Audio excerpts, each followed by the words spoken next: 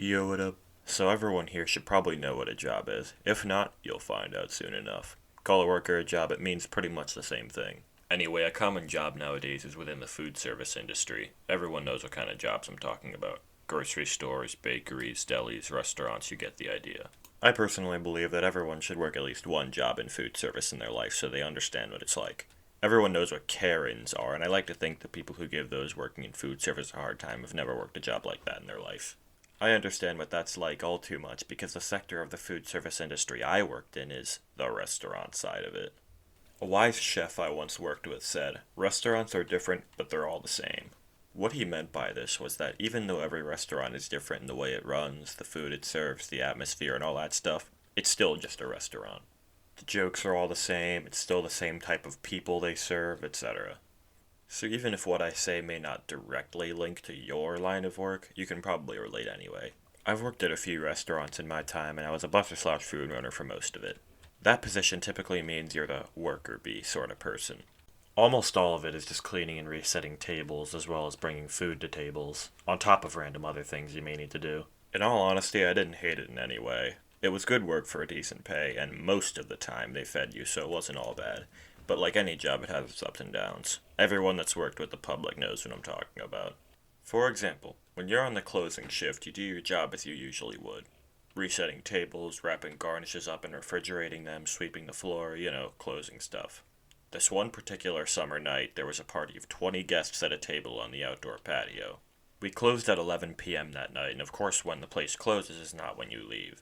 I'd say that party of 20 got there at maybe 7 or 8 o'clock. They had appetizers, entrees, desserts, the whole deal. On top of that, they also had plenty of drinks throughout the night. I remember that over the course of the night, they were progressively getting more intoxicated and loud, to the point that they probably forgot they were at a restaurant. We did our normal closing duties as usual, with the 20-person party still present on the patio. Tables hang out a bit after we close our doors and clean up, so it was nothing different at the time. Then when everything was cleaned up and ready for closing, the 20-person party was still there, so we just sat down and waited as we usually do when everything else is done. We ended up sitting there for an extra hour and a half, waiting for these people to leave. They were more loud and more tipsy than they had been the whole night, while we could do nothing but sit there and wait for it to be over. I swear, it's as if they had forgotten where they were and didn't even think that there were workers that had to wait for them to leave so they could go home. What ended up happening was another busser that I was working with said that he would hang around to clean up once they left. I said that I didn't want to leave him there with just him and the server to clean the whole table up, but he insisted. I ended up leaving at like 12:30, and I really owed him one after that. Fast forward to a later date, and I was talking to the server that had that table about how long they stayed after I left, and he made it sound like they stayed even longer. I don't know exactly how much longer they stayed after I left, but I think it was at least another half hour. But that's part of what you sign up for when taking that line of work. You're probably going to end up doing things that you didn't expect to. I'm sure everyone that's worked in a restaurant can relate to what I mean. Everyone's got stories of weird nights or strange customers in their time in the industry.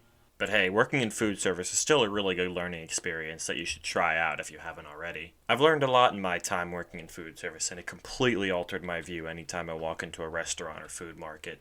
Moral of the story: don't give people working public service a hard time. Their lives are probably hard enough. Anyway, thanks for sticking around this long. Maybe if this video does well, I'll make another talking about more stories and experiences working in the public sector. I'd love to hear your own stories about working in restaurants or food service, so if you've got any you'd like to tell, please share them in the comments. Like the video if you liked it, dislike it if you didn't, and until next time, keep it real.